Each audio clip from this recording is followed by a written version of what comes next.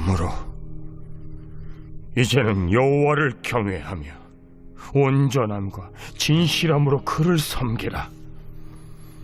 너희의 조상들이 강 저쪽과 애굽에서 섬기던 신들을 치워버리고 여호와만 섬기라.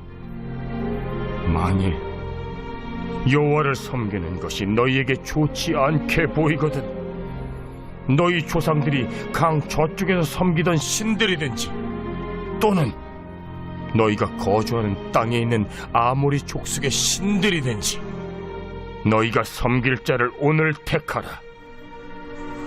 오직 나와 내 집은 여호와를 섬기겠노라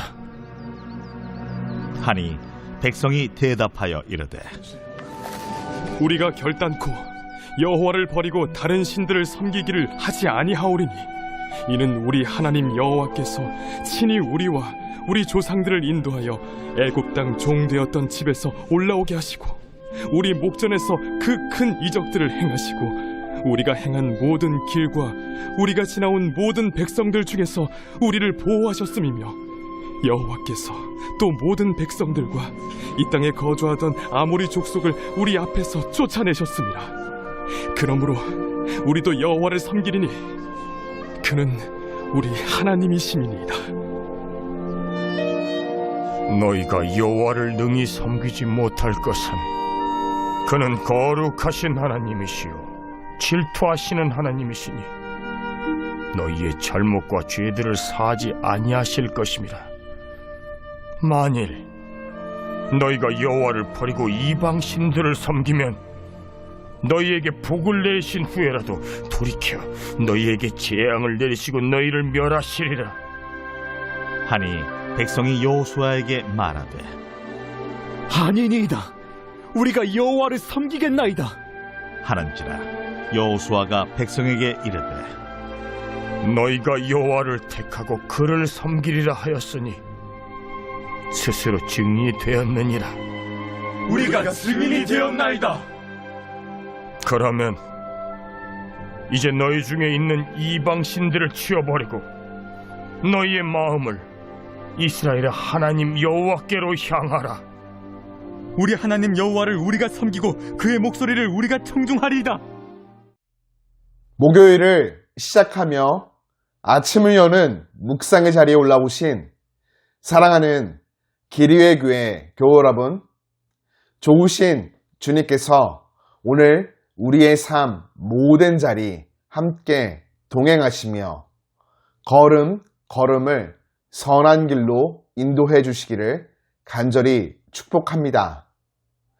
여러분, 오늘 우리가 함께 읽은 본문 말씀에서 여호수아는 이스라엘 백성들에게 은혜의 역사를 이야기한 후에 여호와만을 섬기라 강력하게 권면합니다. 다른 이방 신들을 섬겨서는 안 됩니다. 위대한 하나님이 베풀어 주신 은혜로 살아온 이스라엘 백성들이 여호와 하나님만을 경외하며 섬겨야 하는 것은 어찌 보면 당연한 이치일 것입니다. 그러나 이스라엘이 여호와 하나님만을 섬기는 것은 그렇게 쉬운 문제가 아닙니다. 왜일까요? 여호와 하나님은 이스라엘 백성의 기대와 소원을 충족시켜주는 신이 아니기 때문이죠. 이스라엘 백성들의 간절한 바람은 세상적인 풍요를 채워주는 것입니다. 반대로 하나님이 그들에게 요구하시는 것은 제사장 나라와 거룩한 백성으로 세워져 가는 것이죠. 거룩은 늘 편한 길을 걸어가는 것만으로 만들어지지 않습니다. 거룩하기 위해서는 불순물을 제거하는 작업이 요구되기에 고난과 어려움의 과정을 지나가기도 하죠.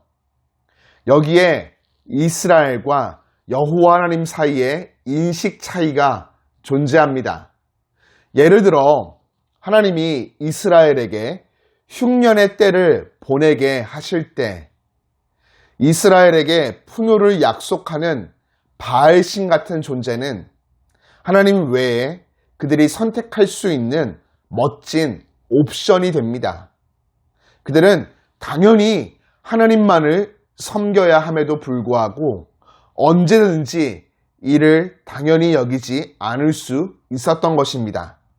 그래서 이런 잠재적인 위험을 잘 알고 있던 여호수아는 이방 신들에게 눈길도 주지 말고 여호와 하나님만을 섬겨야 할 것을 강조하고 있는 것이죠.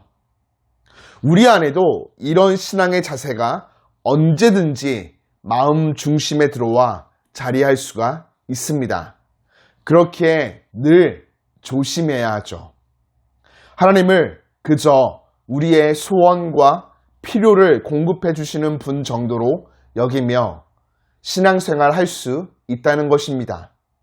나의 필요를 채우기 위한 존재로 하나님을 여기는 것이죠. 결코 그래서는 안 됩니다. 하나님은 우리에게 나의 필요를 채우기 위한 선택 옵션 중 한 분이 아닌 구원의 은혜를 베풀어 주시는 유일한 분이십니다. 이를 잊지 않아야 하겠습니다. 여호수아는 계속해서 이스라엘 백성들을 향해 여호와 하나님만을 섬기라 말하며 만일 그것이 좋지 않게 보이거든 이방 신들을 섬겨도 좋다 말합니다. 대신에 여호수아는 자신과 자신의 집은 여호와만을 섬기겠다 분명한 신앙 고백을 하죠. 그러자 이스라엘 백성들은 결코 여호와 하나님을 버리고 다른 신들에게로 가는 일은 없을 것이라고 천명합니다. 여기서 흥미로운 부분이 있습니다. 그때 여호수아가 이스라엘을 향하여 너희는 결단코 그 다짐을 지키지 못할 것이라고 찬물을 끼얹는 것이죠. 여호수아 참 이상한 지도자이지 않습니까?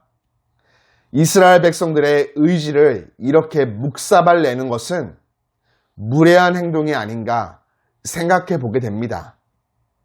여호수아는 왜 그들의 결심에 대하여 이렇게 냉소적인 반응을 보이는 것일까요?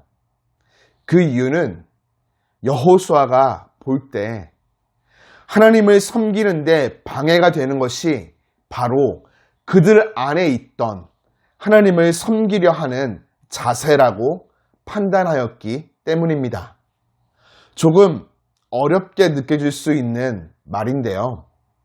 우리는 당연히 하나님을 섬겨야 합니다. 그러나 하나님을 자기 확신, 우리 편에서 생각하고 믿으며 따르고자 하는 자기 확신의 근거에 섬기려고 하면 그 결심에 비장한 만큼 비장하게 무너집니다. 우리가 생각하고 믿고 따르고자 하는 것과 다른 상황과 형편을 마주할 수도 있기 때문이죠. 인간의 편에서 생각하고 있는 모습과 다른 하나님의 모습을 경험할 수 있다는 것입니다. 바꿔 말하면 이스라엘이 생각하고 믿으며 따르고자 했던 하나님은 풍요를 채워주시는 하나님이었습니다. 그러나 실제 하나님은 이스라엘을 제사장 나라와 거룩한 백성으로 세워가시기 위해 언제든지 흉년의 때를 보내실 수 있는 분이셨죠.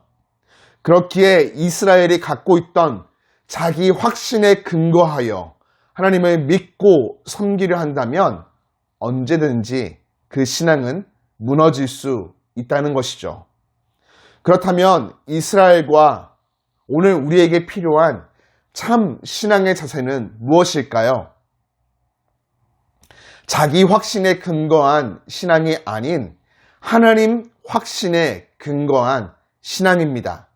자기 확신에 근거하여 하나님을 믿고 따르며 섬기는 것이 아니라 진리인 성경을 통해 하나님이 자신에 대해 제시하시는 것을 믿고 따르는 하나님 확신에 근거한 신앙이 필요합니다. 우리가 어떤 상황과 형편에서도 변함없이 하나님을 끝까지 섬기려면 내가 원하고 바라고 기뻐하는 하나님의 모습, 즉 자기 확신이 아닌 성경을 통해 하나님이 자기 자신에 대해 알려주시는 하나님의 모습, 즉 하나님 확신으로 나아가야만 합니다. 날마다 시시때때로 변하는 나를 부인하고 영원토록 변함없으신 하나님을 긍정하며 살아가야 하는 것이죠. 그렇기에 우리는 늘 말씀에 기초한 신앙 생활을 살아가야 합니다. 오늘도 그런 삶 살아가기 위해 아침을 깨우고 말씀 묵상의 자리에 올라오신 사랑하는 교우 여러분, 말씀에 기초하여 우리의 구원자 되시는 하나님만을 섬기며 살아갑시다. 내가 원하고 바라며 기뻐하는 하나님을 따르는 것이 아니라 하나님이 원하시며 바라시고 기뻐하시는 삶을 살아내는 우리가 되고 말씀을 통해 자신을 드러내 보여주시는 그 하나님을 믿음으로 붙잡고 따르며 섬깁시다. 저와 저의 집은 그렇게 하나님을 섬기겠습니다. 여러분과 여러분의 가정도 그러하길 주님의 이름으로 권면하며 축복합니다.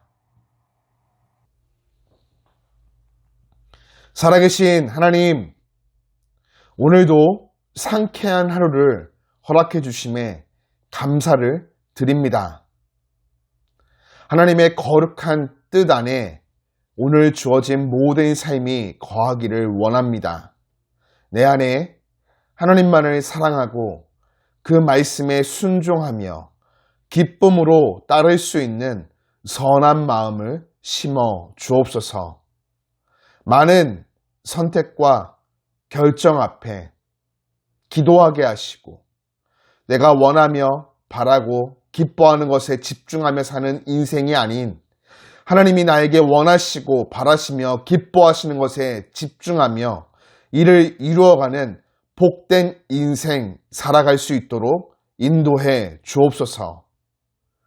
주어진 상황과 형편을 인생의 눈이 아닌 하나님의 안목으로 바라보게 하시고 겸손함 속에서 담대함을 잃지 않게 하옵소서.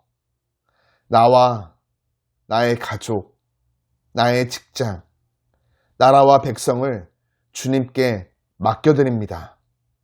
하나님의 다스림 안에 거하게 하시고 잃어버린 영혼들을 주님께로 인도하며 주님께 거룩한 통치를 받아 참된 안식과 평안을 누리며 기쁨과 감사로 하루를 살아가게 도와 주옵소서. 오늘 나의 하루를 주님께 올려드립니다. 능력의 팔로 안보하시며 돌보아 주옵소서. 예수님 이름으로 기도드립니다. 아멘.